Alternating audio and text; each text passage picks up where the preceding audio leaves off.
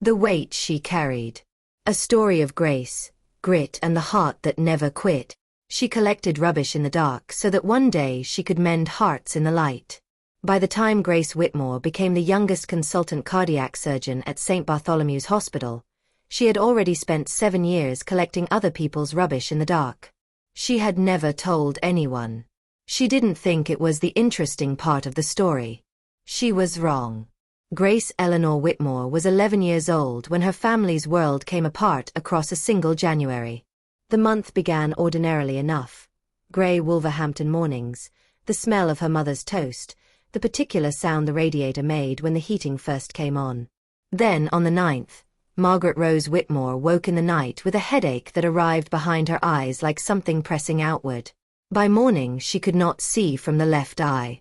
By the following week, she could not see at all. The diagnosis took 6 weeks and 3 hospitals and a specialist in Birmingham who delivered it with the careful kindness of a man who had delivered terrible news before and had not yet grown immune to it. An aggressive optic neuropathy, bilateral, irreversible. Margaret was 37 years old and had been a seamstress of genuine skill, the kind who did alterations at the dry cleaners on Peel Street and earned enough to supplement Thomas's wages from the distribution warehouse on the edge of town. She would never sew again. She would never see her daughter's face again, except in the version of it she held in her memory from the 8th of January. Thomas Edward Whitmore took the news of his wife's blindness with the quiet devastation of a man who loves someone so completely that her loss is also his. He worked double shifts at the warehouse through February and March, leaving before Grace was awake, returning after she was asleep. On the 22nd of March, a forklift with a faulty sensor reversed into him in the warehouse loading bay. He survived. His spinal cord did not. Thomas came home from hospital in April, 39 years old, paralysed from the chest down, in a wheelchair that did not quite fit through the doorframe of their terrace house in Bilston Road until Grace's uncle came with a saw and took 3 inches off the frame on a Saturday morning, while Grace held the door and her mother sat in the kitchen, and neither of them cried in front of the other. Grace was 11 years old. She had a blind mother and a paralysed father and a terrace house in Wolverhampton and a place in the top set for maths at Heathfield Comprehensive School.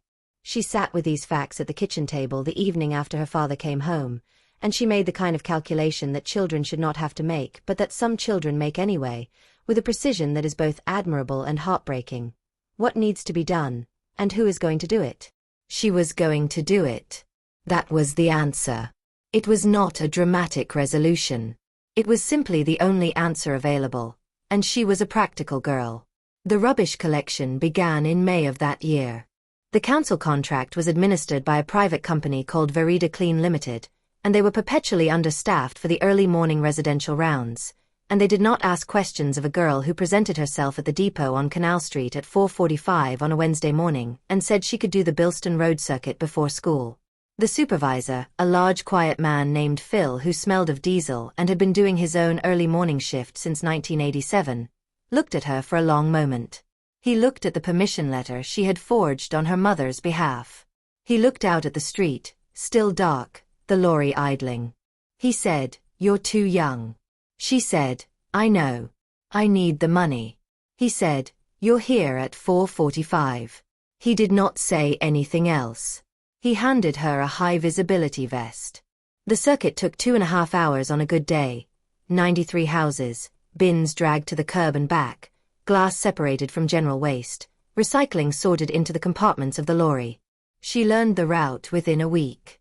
She learned which bins were always overflowing and which residents left the bags out the night before and which ones needed reminding with a knock, which she eventually stopped doing because knocking on doors at 5 in the morning was, she found, not universally appreciated.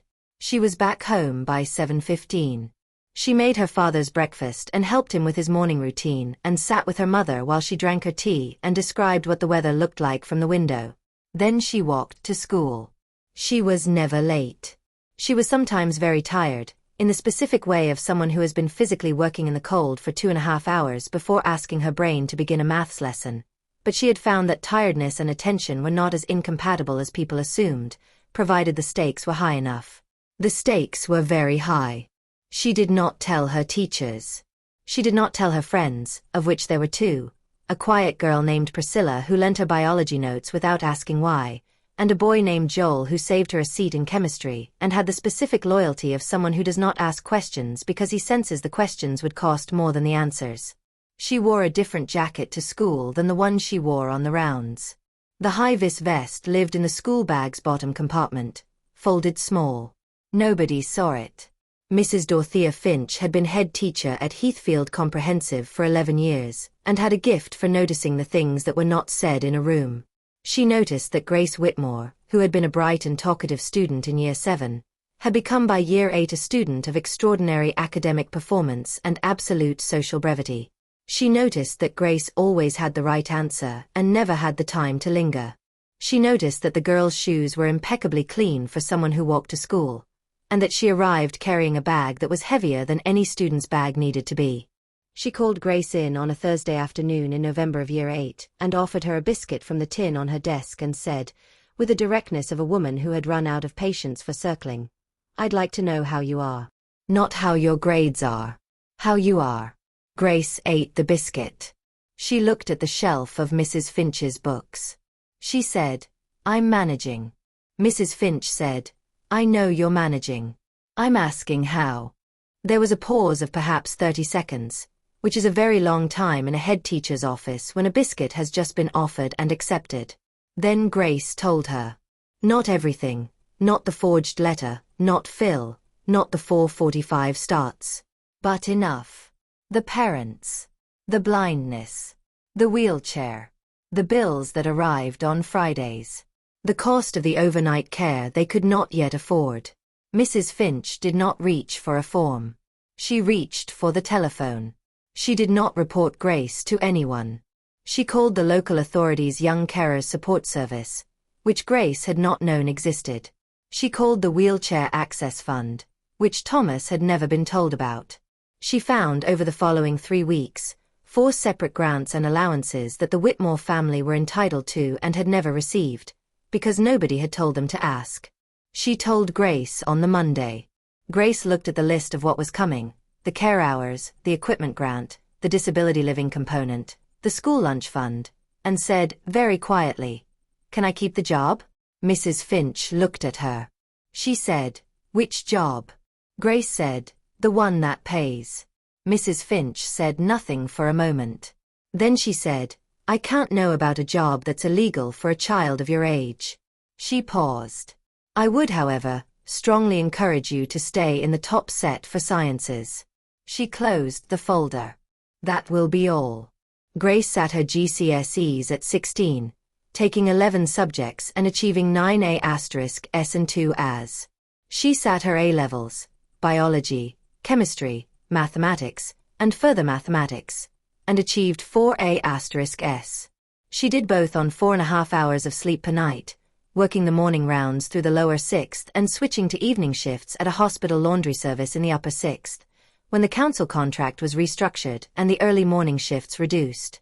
She applied to the University of Birmingham's Medical School with a personal statement that mentioned her ambition to work in cardiac surgery and mentioned her parents' disabilities in 2 sentences, factually, without elaboration. She was called to interview. The panel included a consultant called Dr. Harriet Calloway, a cardiac surgeon in her 50s with a particular interest in widening participation in medicine. Dr. Calloway asked Grace, among many other questions, what had drawn her to the heart. Grace said, "I grew up knowing what it cost when a body fails the person living in it. I'd like to understand the part of the body that you can hold in your hands." Dr. Calloway looked at her for a long moment. She wrote something on her notepad. Grace was offered a place. She received a full merit scholarship, not a charity bursary, not a discretionary award, but a merit scholarship, given on the basis of academic performance alone, to the top-ranked applicant in her cohort. She rang her mother from the phone box at the end of Bilston Road because she did not yet own a mobile. Her mother answered. Grace said, "I got in." Margaret Rose Whitmore said nothing for a moment, and then she said the name she had given her daughter, Grace, which she had chosen because it meant something she had always hoped to be, and she said it twice quietly, and that was enough. She worked the hospital laundry shift throughout her first 2 years at Birmingham. She ironed theatre gowns and folded sterile drapes in a basement room at Queen Elizabeth Hospital at 5 in the morning, then attended lectures at 9, then worked a study shift in the library until 8 in the evening, then slept. Her fellow students did not know. They knew her as the one who was always in the library, and who asked the sharpest questions in the surgical skills labs, and who brought homemade sandwiches and ate them quickly between lectures because she was always on her way somewhere. Dr. Calloway saw something of it. She had a habit, when mentoring students she considered exceptional, of meeting them for a coffee at 7:30 in the morning, on the grounds that a student who showed up at 7:30 was a student of actual rather than performative commitment. Grace always showed up. She always smelled faintly of industrial detergent. Dr. Calloway never asked. She bought Grace a coffee and talked to her about the heart. Grace qualified as a doctor at 23. She completed her surgical training with a focus on cardiothoracic surgery, working under Dr. Calloway's mentorship through her registrar years, developing a particular skill in complex valve repair that her colleagues noticed with the quiet professional admiration of people watching someone do difficult work very well. She was appointed consultant cardiac surgeon at St. Bartholomew's Hospital in London at the age of 31. She was the youngest person to hold that position in the hospital's history. At the reception after the appointment was announced, a journalist asked her what the secret was. She said, "There's no secret. You turn up. You do the work. You don't stop."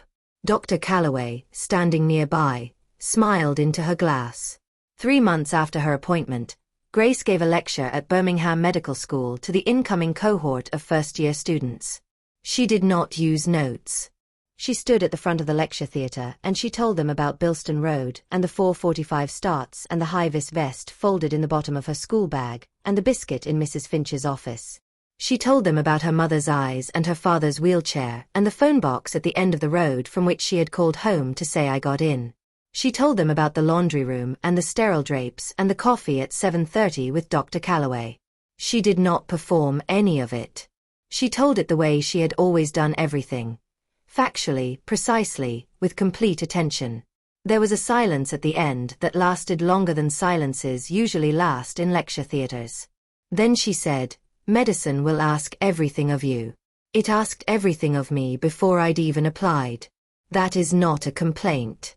That is the reason I know how to do this job. The patients I operate on have also had things asked of them that they did not expect and did not deserve.